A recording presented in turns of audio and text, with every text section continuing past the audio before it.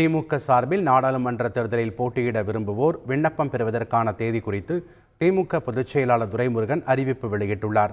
அதன்படி திமுக சார்பில் நாடாளுமன்ற தேர்தலில் போட்டியிட விரும்புவோர் பிப்ரவரி 19ஆம் தேதி முதல் அண்ணா அறிவாலயத்தில் விண்ணப்பங்களை பெற்றுக்கொள்ளலாம் என தெரிவித்துள்ளார். மேலும் விண்ணப்பத்தை பூர்த்தி செய்து மார்ச் 1 முதல் மார்ச் 7ஆம் தேதி வரை சமர்ப்பிக்கலாம் என்றும் மார்ச் 7ஆம் தேதி மாலை 6 மணிக்குள் அண்ணா அறிவாலயத்தில் சமர்ப்பிக்க வேண்டும் என அறிவுறுத்தியுள்ளார்.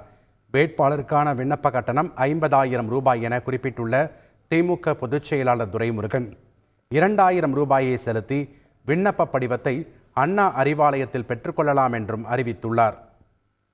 பாஜக தேசிய தலைவர் ஜே.பி. நட்டா குஜராத்திலிருந்து மாநிலங்களவை உறுப்பினராவதற்கான வேட்பு மனுவை தாக்கல் செய்தார்.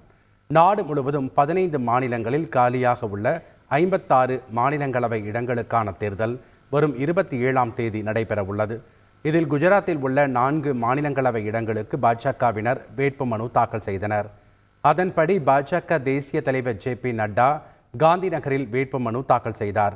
இதேபோன்று மயங்க் நாயக், ஜஸ்வந்த் சிங் பார்மர், கோவிந்த் டோலாக்கியா ஆகியோரும் வேட்புமனு தாக்கல் செய்தனர்.